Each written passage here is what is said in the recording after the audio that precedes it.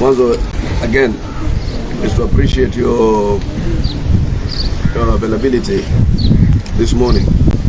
Kama kawaida yetu tukiwaita mnatuheshimu na mnaitika kwa halaiki, which we do not take for granted at all.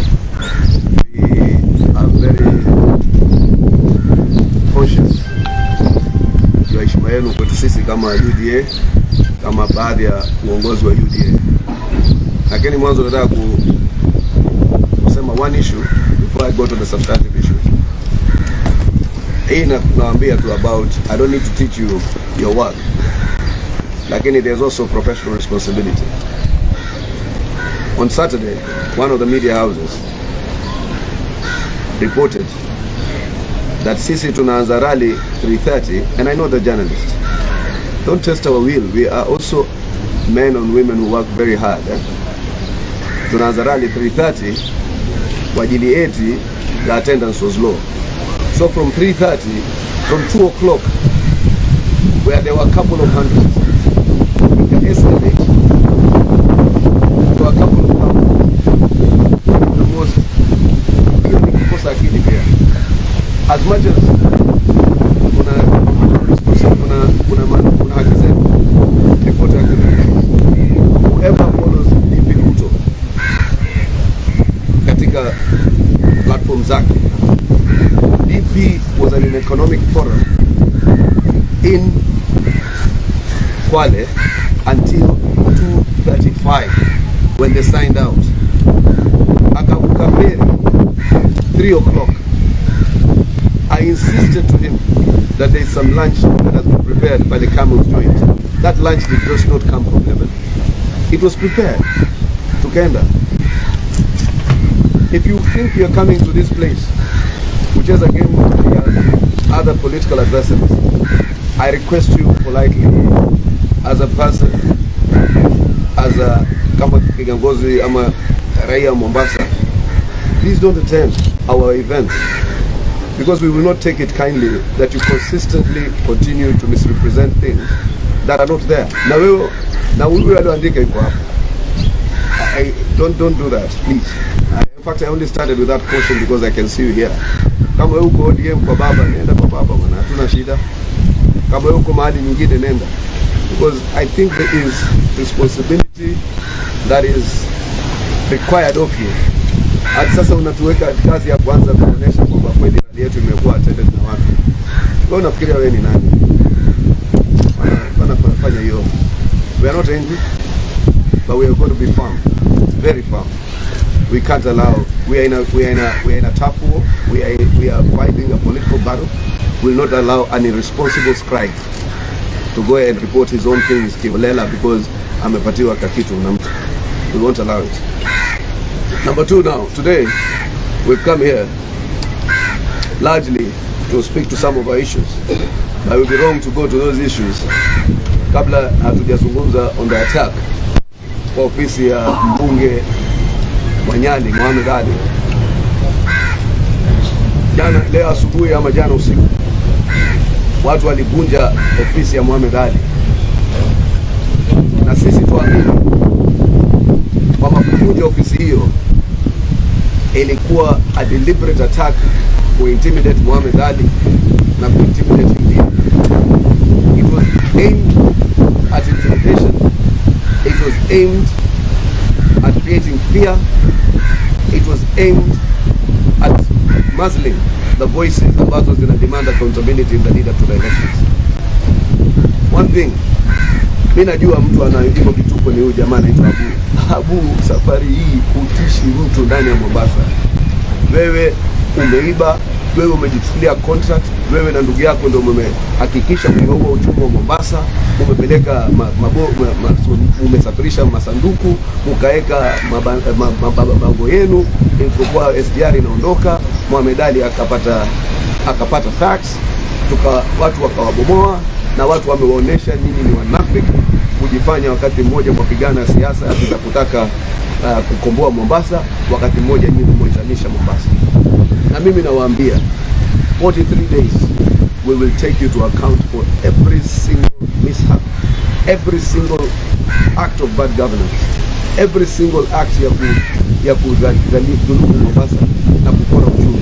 And restore every service, every kuhakikisha kwamba Mombasa itarudi nyuma, sisi tutaiweka pale ilipo. Watu walivunja, utasikia sasa hivi idara ya polisi itasema kumeibiwa ma TV na ma computer, because we are already still taking stock. The police is there. Wale wanaokwenda kutafuta information to divert your attention from the actual purpose, huwa wanajaribu kuiba vitu viwili tatu to demonstrate that it was a normal theft. Na ofisi ya National Administration iko hapo, na hilo boma linachungwa na administration police.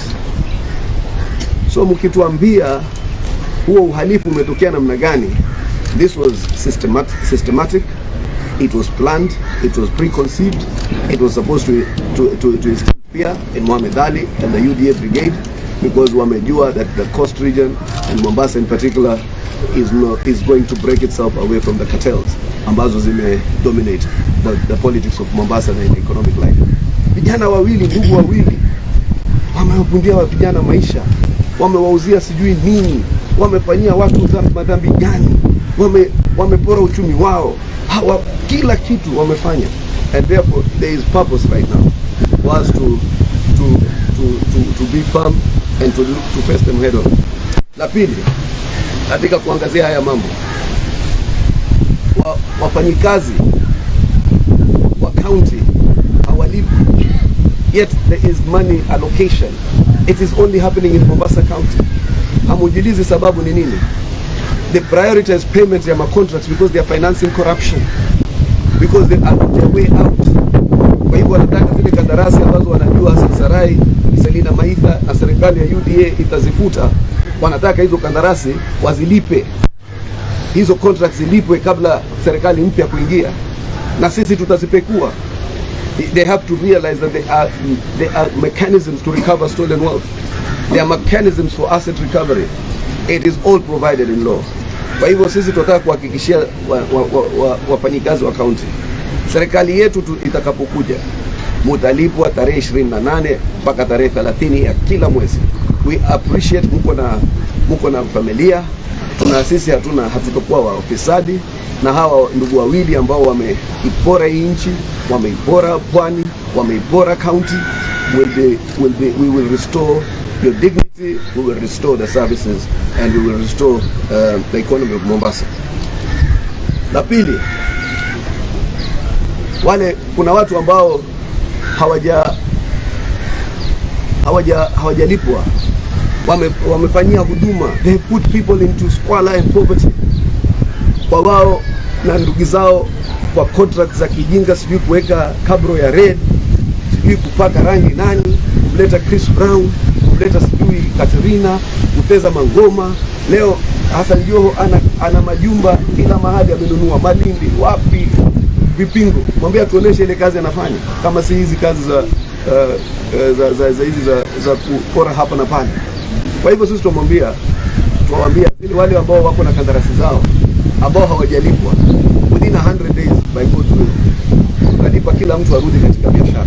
Na pale ambapo kumetendeka dhulma, mtu amechukuliwa rasilimali yake na bank, amechukuliwa, ameibuka kimaisha, tutaangalia vipi tutafanya a level of compensation ambayo itaweza kumwenua katika viwango vya maisha yake.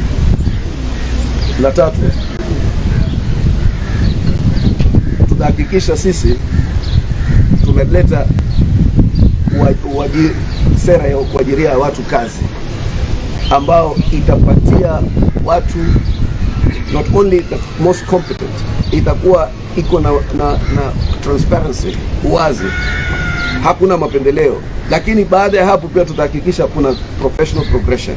Leo kuna watu maskini wamefanya katika ile county, wamewekwa pahali pamoja, wanakuja watu wanawaruka, mara sijui kuna yule Nyerere sijui ndio, mara sijui head of inspectorate, akitoka ndugu yake amweka huyu, totally demoralizing the workforce of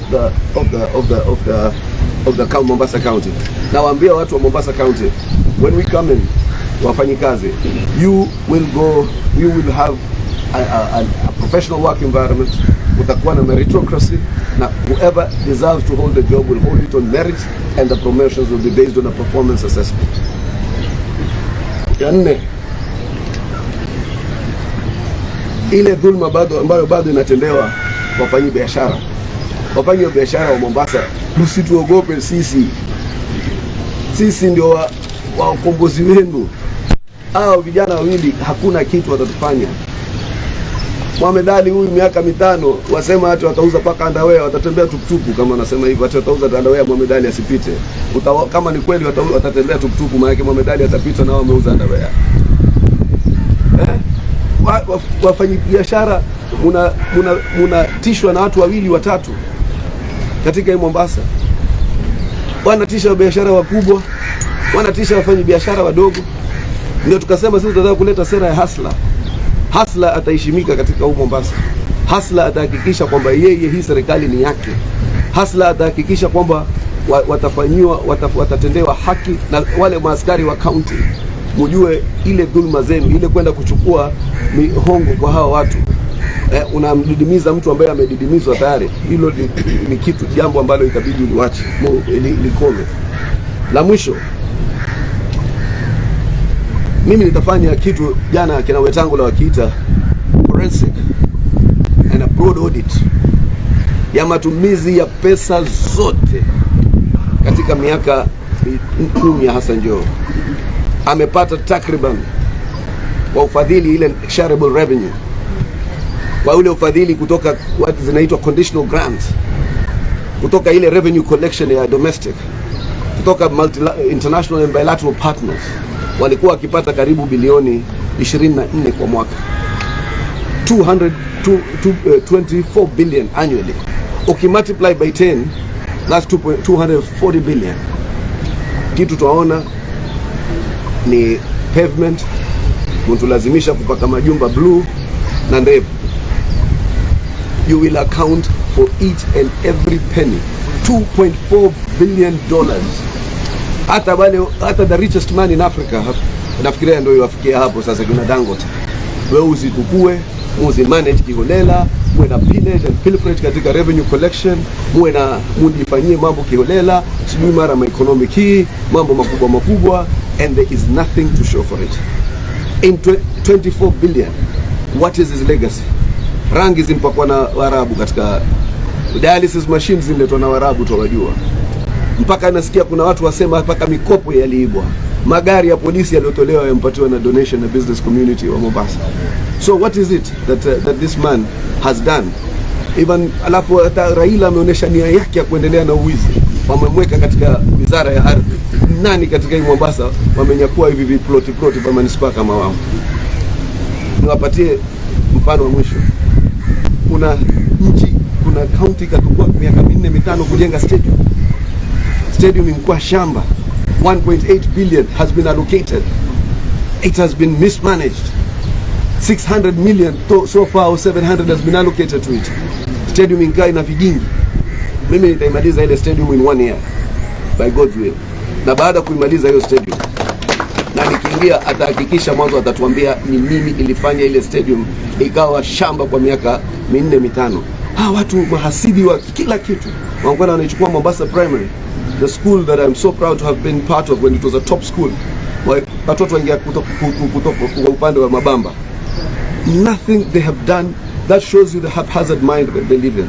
Ndio wakairun hii Mombasa kiholela, kama ambayo ni kitu ambacho wao wenyewe kwa namna zao wafanya kiholela. Kwa hivyo we are watching and we will keep speaking. Mohamed Ali will continue to take heart. Na sisi when we have more information, we will continue to release it, and we do have that information. By God's will, it will be made available. Wacha ni mute Mohamed Ali ongea kidogo.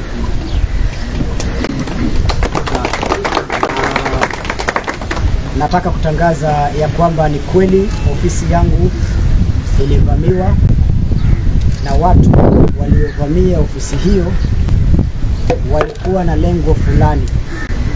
Walikuja katika ofisi hiyo, wakazunguka ndani ofisi baada ya ofisi, wakitafuta stakabadhi zile nilikuwa nazo, the dossier about the port, because nilisema niko na zingine za kutosha ambazo tutarelease hivi karibuni.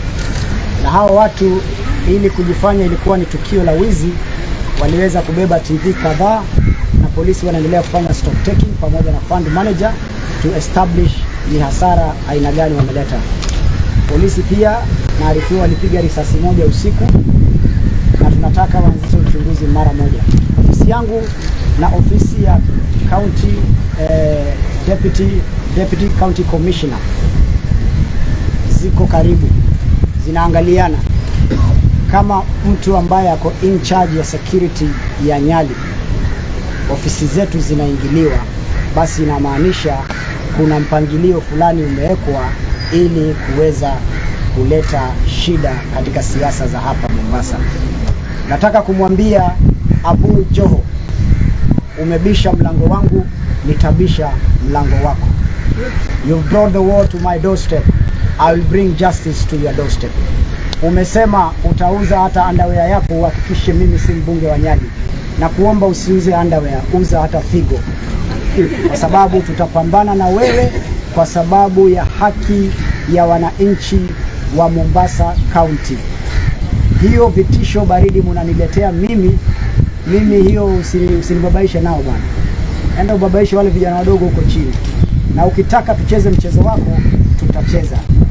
Regional Commissioner and County Commissioner, perhaps this will be my last voice of telling you to be where you are supposed to be, to make it fair, equal and balanced to all the politicians in different political parties here in Mombasa. Give them that freedom, give them that security, protect them, because all they are asking is their votes by selling their agendas and ideology to the people of this great county. You cannot sideline us security-wise. Today, I want to tell you that I will never ever allow those guys to come closer again to me. I will defend myself if the government has failed to defend me. Nyingine nataka kusema ni kuhusiana na issues za billboards na issues za posters. Last time, by the way, kabla sijafika hapo, kuhusiana na hiyo document tulipatiana Tononoka, because this attack comes a day after the Tononoka rally. I want to tell Abu Joho, because now we know who wants to fight with us. We know who is our enemy, and that enemy is one Abu Joho. I want to tell you that document, kabla unifikie mimi, itabidi ufikie wanaume wengine 30. Kwa hivyo usidhani ukikuja kuiba kwangu umemaliza mchezo. Bado mimi ni yule jicho pevu na ng'ombe hazeeki maini. Kwa hivyo tutapambana na wewe vile ambavyo unataka. The second issue is about the posters and the billboards. All the billboards with the grey pillar belongs to one Abu Joho. All the billboards with the green pillar belongs to Magnet.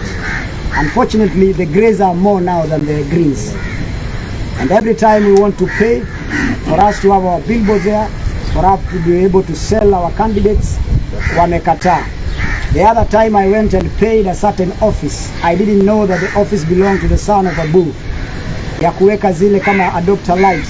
Nikalipia pesa, wakanirudishia pesa na wakasema hawataki pesa zetu. Tumewachana na wao na billboard zao. Tumeenda kuweka posta zetu katika strategic positions, ukuta tukiweka posta zetu. Wanazibambua, wanaweka zao juu ya yetu. We will not allow that. Mmetufikisha mahali tunataka, na sasa pia sisi hatutakubali hivyo.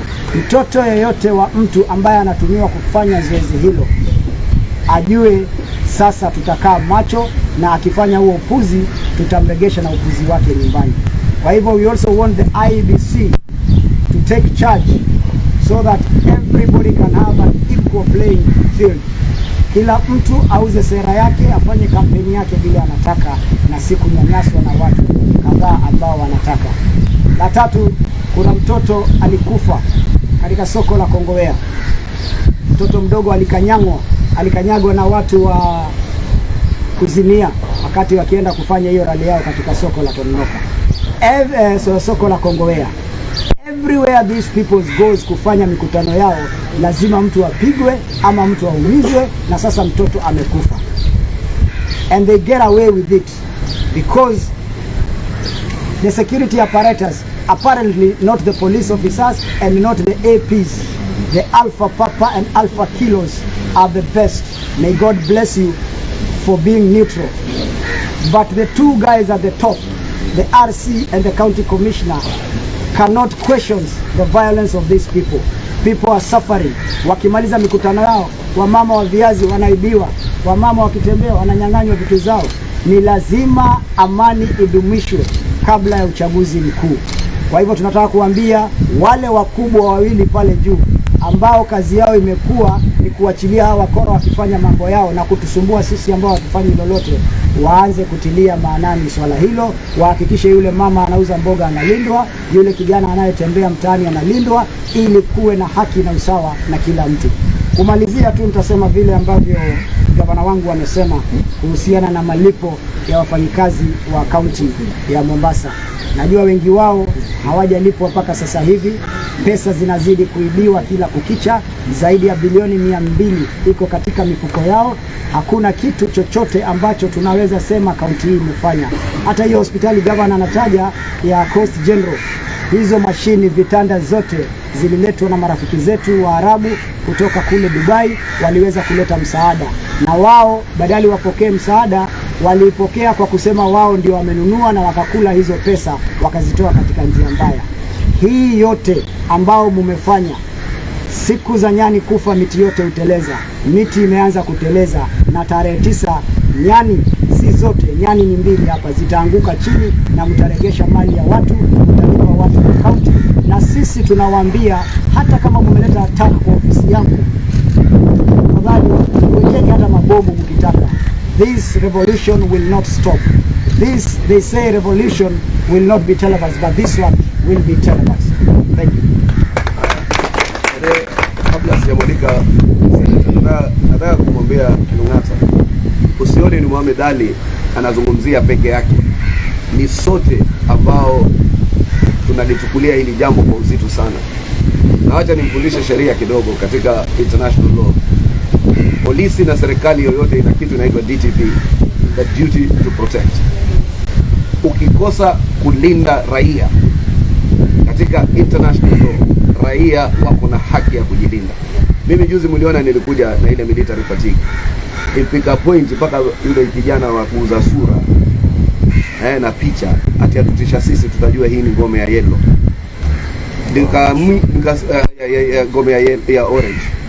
Ati tumfika point tunaweza tishwa na mtu katika lugha zetu tunaita soup.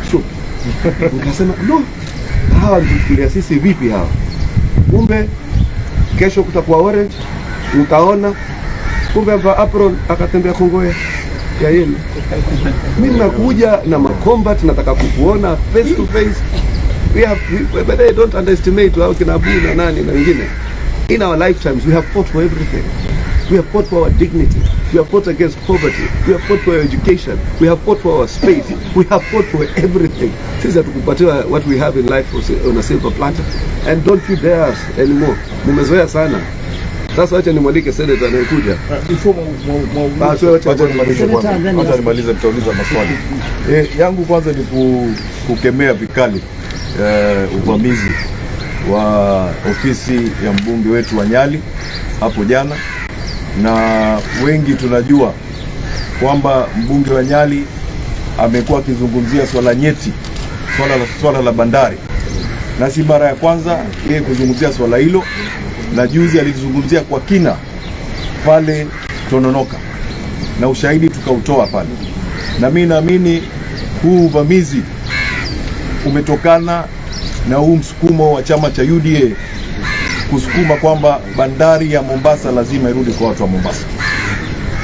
Pili, nataka kuambia watu wa Mombasa, bado wiki 6 chama cha UDA kileta ukombozi kwa watu wao.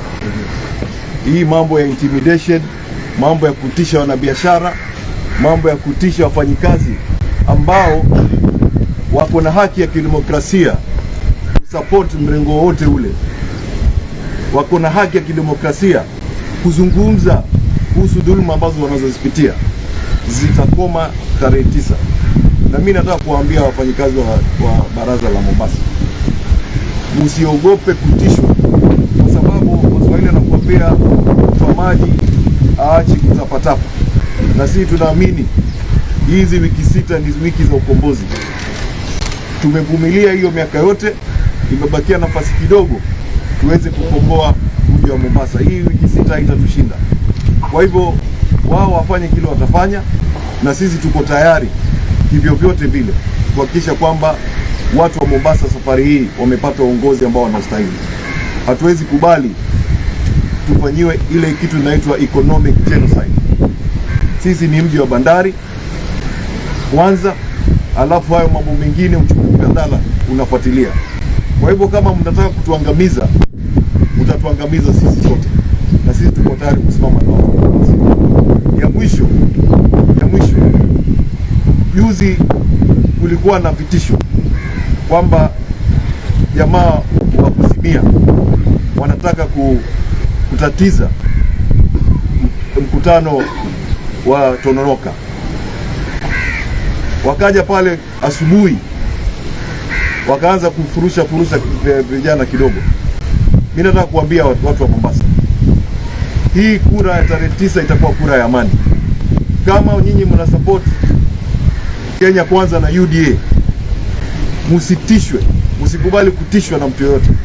Sisi tuko tayari kuhakikisha kwamba sauti yenu inasikika, haki ya watu wa Mombasa inapatikana, na hii Mombasa inarudi kwa wananchi.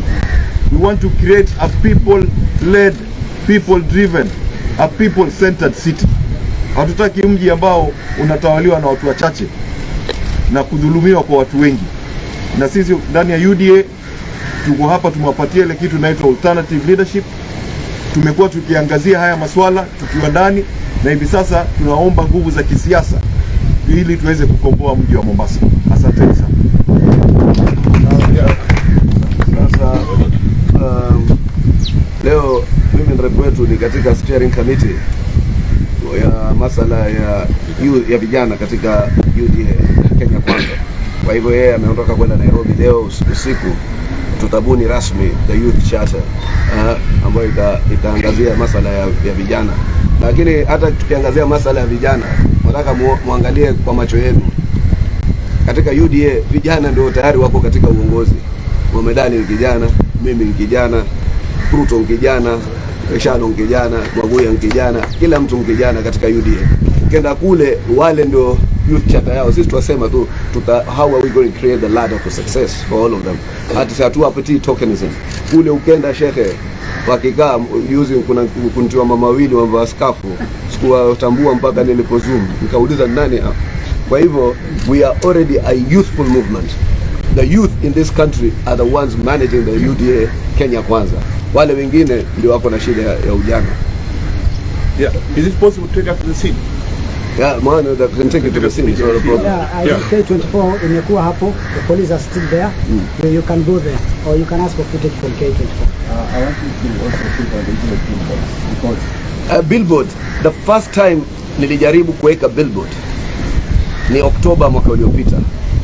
We have had a budget. Kuna watu walikuwa wanataka kutufadhili branding yetu last year.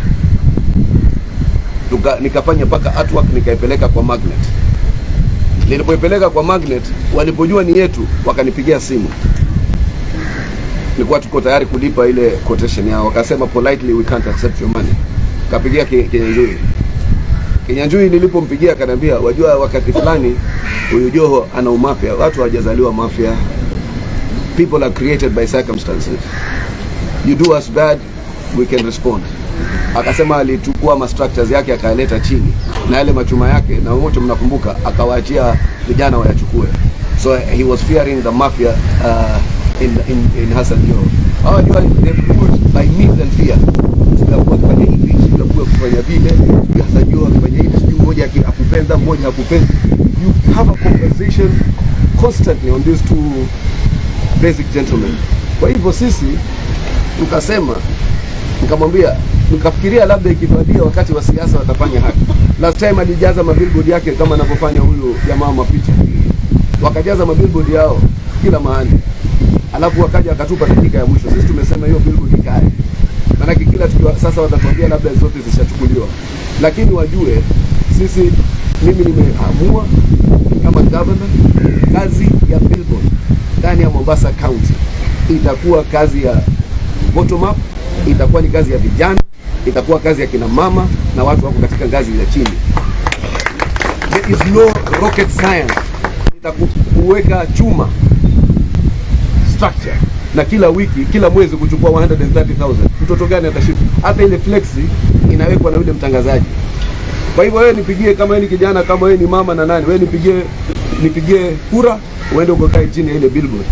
We'll come and put you into cooperatives, we'll come and put you into circles. Kazi ya Mombasa, I assure you, Kinyanjui, you will not continue to use billboards as a weapon of politics. I myself will not use it. You are the last person to use it. Katika Mombasa, I will designate bylaws. Like billboards and outdoor advertising is the work of the council. I will designate it by law that billboards will be the preserve purely of a bottom-up function by small groups, because there is no rocket science ya kuweka structure na kumwambia mtu alete flex yake aiweke kwa mwezi uchukue 130. Let young people do this job. You have misused these facilities we have been given. It's a privilege, it's not a right, and I will end it. Can you give us a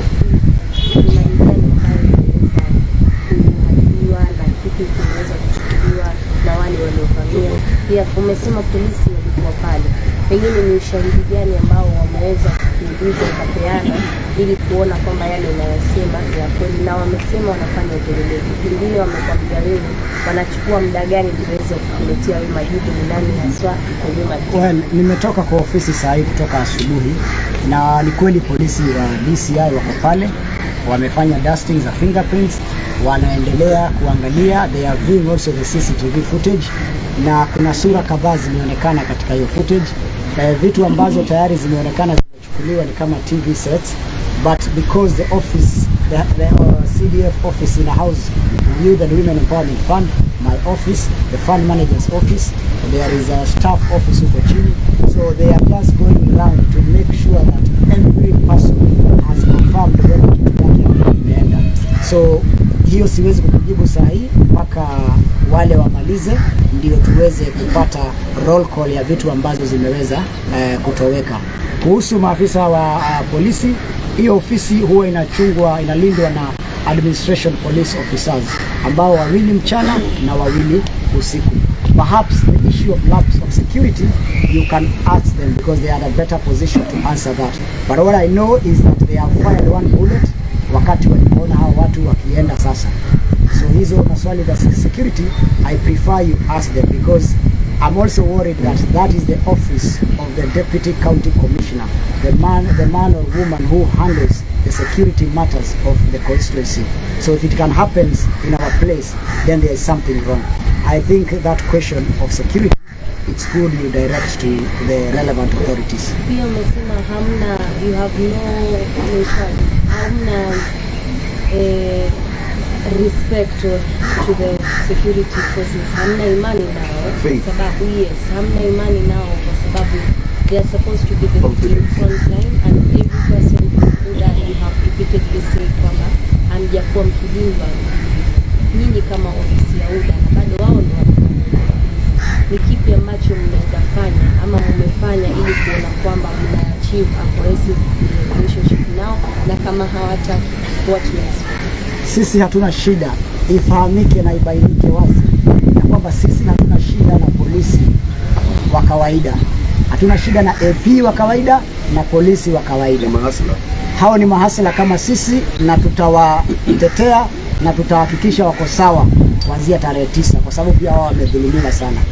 Tuko na shida na watu wawili ambao ndio wakubwa wa hawa mahasla, na hawa ndio wanakontrol hawa mahasla kwa kuambia don't provide security there, don't do this. Na wale kwa sababu ni mahasla na wako chini hawa, they have to follow the orders that they are given. Tuko na shida na watu wawili. In my office, this is the third attack. This is the third attack. This one is big. hakuna kitu imefanyika, hata tuliporipoti ya kwanza na ya pili, the third one wameingia ndani. So sisi tuna shida na hawa watu wawili. County Commissioner Otieno, who is an ODM agent, and Regional Commissioner Elungata, who is also an ODM chief agent in Mombasa County. Hawa watu wawili ndio tuko nao na shida.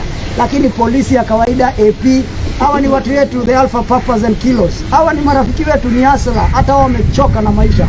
Wanataka pia serikali mpya ingie ili tuweze kuleta mageuzi hata katika vituo vya polisi, wapate bima, waongezewe mshahara, waheshimiwe ili pia waweze kufanya kazi bila kusumbuliwa. Kwa hivyo we have a problem with only two people. If they are going to provide security for those guys, they must provide security for us. That is all that we are asking for. In fact, kuna issue moja ukiangalia katika kikosi cha jeshi ama vikosi vya usalama ndani ya Uganda, huwa vile vikosi ama zile kambi huwa ni vituo vya kupigia kura. Hakuna siku Museveni anashinda katika hivyo vituo. Hata sisi kama ingekuwa kambi zinapiga kura na idara ya polisi inapiga kura, halaiki wengi akatupigia sisi.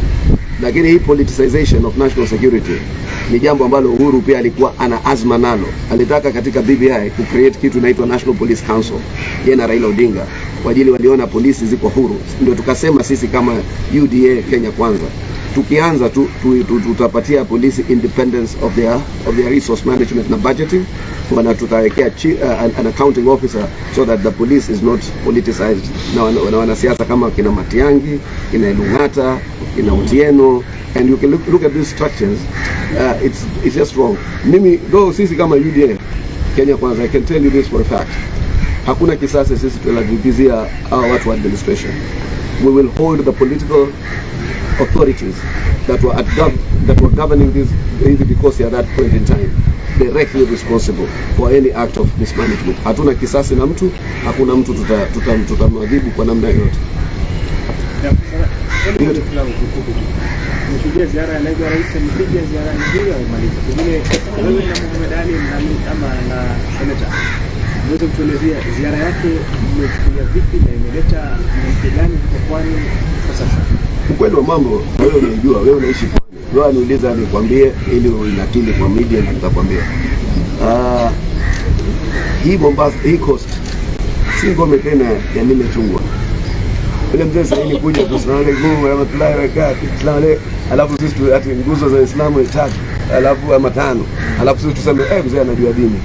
Hakuna kitu kama hiyo. Safari hii vitandawili, Kana, Tibin Tialala, Ria, Hamburgable is not going to work here.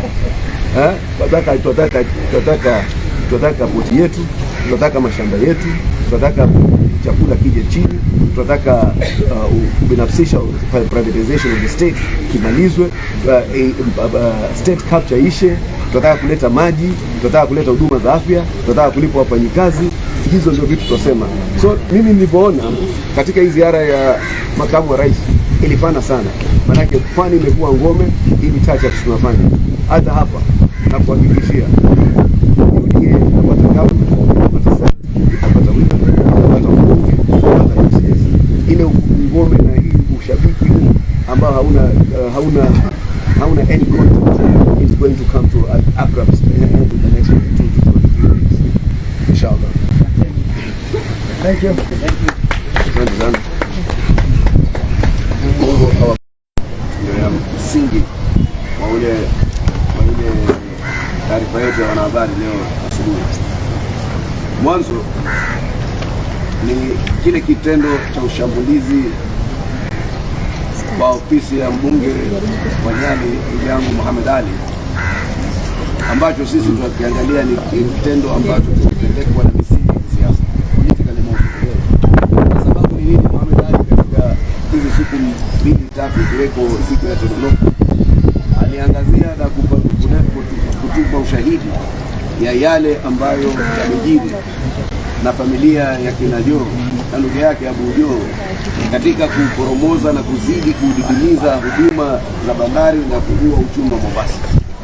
Na sisi tunasema lile shambulizi liko na misingi ya kuleta na kututisha na kufanya sisi tusite katika yale ule ukakamavu wetu ama ule msukumo wetu wa kutaka watu wa Mombasa na wa Pwani kwa ujumla waweze kuhakikisha kwamba wameangazia masuala ya bandari hudi, zile kandarasi zilizopewa hawa mafisadi zikiwe mbali, yale mambo ya kionela yametokea katika ubakaji wa uchumi wa Mombasa yamekomeshwa.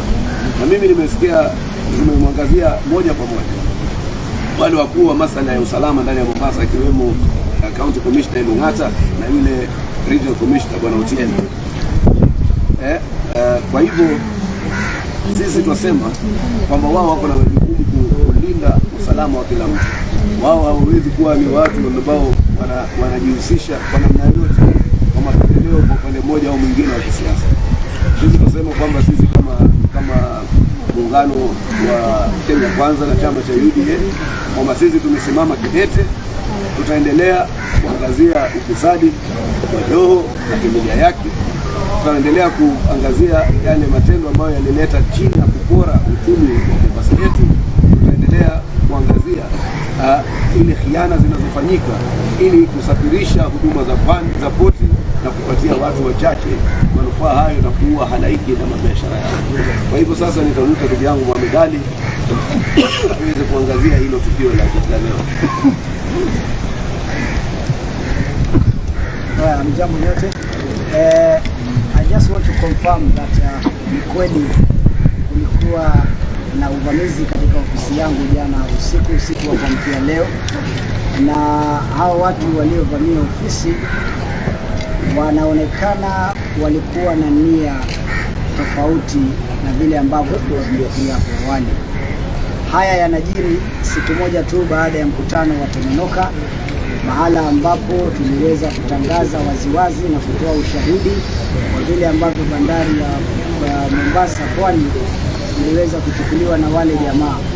Na baada ya hiyo tuliwaambia kwamba tuko na ushahidi wa kutosha ambaye tutaanza kuachilia hivi karibuni moja baada ya nyingine. Jana usiku wametujibu kwa kufika katika boma yangu, kufika katika ofisi yangu, na jambo linalotushangaza zaidi ni kwamba ofisi yangu na ofisi ya Deputy County Commissioner ziko katika boma moja. Ofisi yangu wakavunja mlango na kuingia, wakaingia katika kila ofisi wakipekua na kuiba vifaa mbalimbali, na hiyo ofisi iko chini ya ulinzi wa maafisa wa utawala usiku na mchana. Sisi tunajua wazi ya kwamba Abu Joho ametangaza vita na sisi hatutamjibu kwa vita, kwa sababu yeye ndio ameanzisha. Tutamletea haki mbele ya mlango yake, tutaleta justice to his doorstep. Yeye ameapa ya kwamba atauza hata kama ni nguo yake ya ndani, hakikisha ya kwamba mimi si mbunge wa Nyali. Tunataka kukuambia usichoke ukiuza nguo ya ndani. Abu Joho, unaweza uza hata pigo yako, lakini haki itabaki hapa Mombasa, na tutahakikisha kwamba watu wa Mombasa County wamepata haki yao.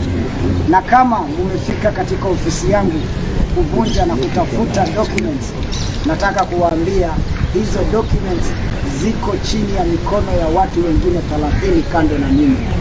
Kwa hivyo mtafanya kazi bure.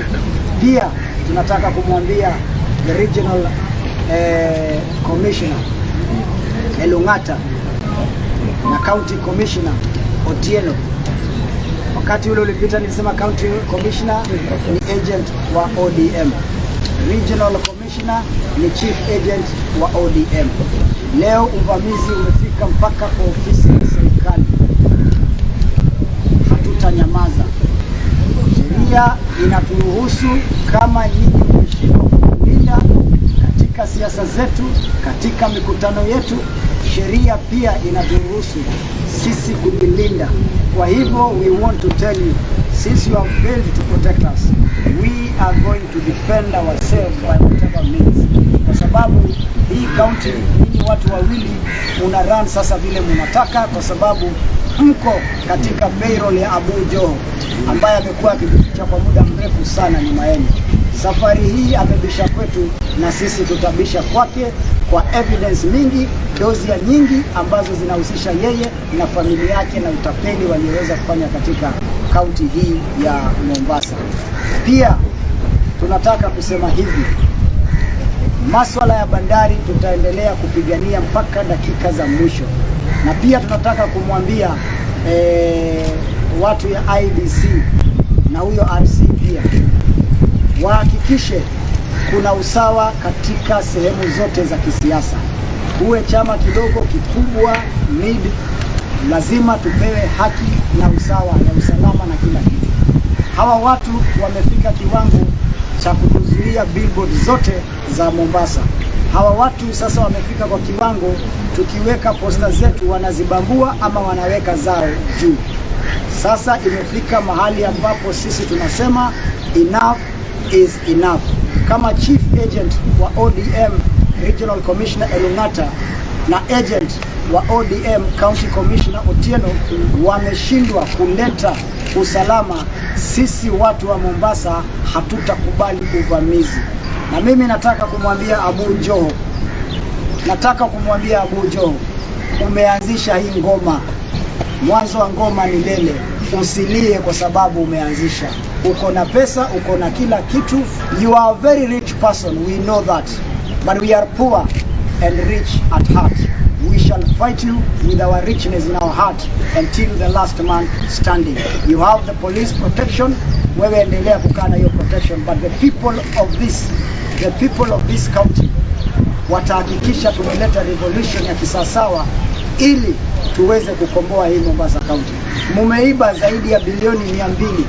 Kuna mtu ameshikwa kufuatia kisa hicho? Kufikia hadi wa sasa hakuna mtu ameshikwa. Polisi walikuja katika ofisi zangu, wameangalia kanda za CCTV, wamefanya dusting, wanaanzisha uchunguzi mara moja.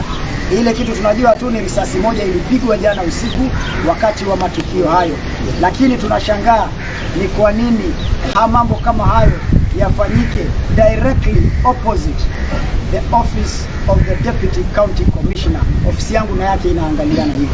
Mengine nitamwachia Hassan. Kuna kitu yote waliiba. Naam. Kuna kitu waliiba. Kuna vitu kadhaa wameiba, lakini polisi wamesema wawache wamalize uchunguzi ili waweze by jioni waweze kutuambia ni vitu gani na gani zimetoweka. Na ni kipi hasa unashuku walikuwa wanatafuta? Walikuwa wanatafuta document, dozia ya bandari ile nimebaki nayo.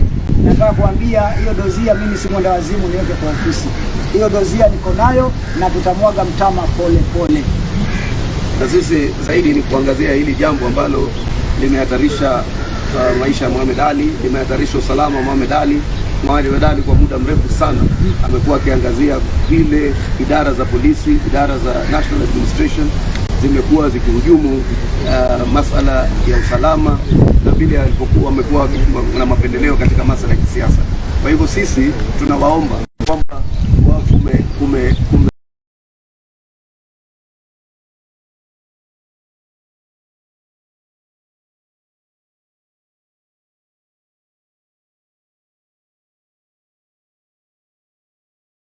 Hapa Happy Gardens, it is becoming so beautiful, it's becoming a masterclass place.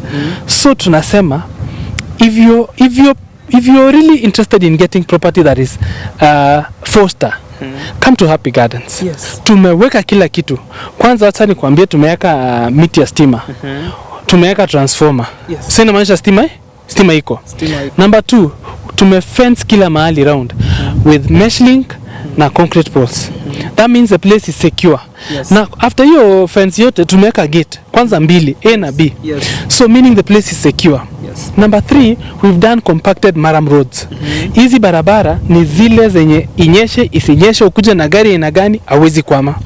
So it is a proper place for you to invest. Number 4, we have done the borehole. Maji iko. Yes, maji umeiona. Yes, alafu unaona kwa barabara huku kando tumeweka pipe inapitia kila plot. So ukikuja kazi yako tu ni kulipa connection fee. Then you get water in your plot. So hiyo ni kuonyesha kwamba hakuna siku utakosa maji katika hii property. Yes? Yes. Number 5, tumepanda miti. Miti along the streets. Yes. Na nikidhani umeona pahali tumepanda miti imefuata barabara. Yes, ziko kando. Yeah. Sasa tumepanda miti. We have something called greening in Optiven. Tunahimiza watu wapande miti. Tunajaribu kupunguza venye environment inakuwa destroyed. So we are planting trees.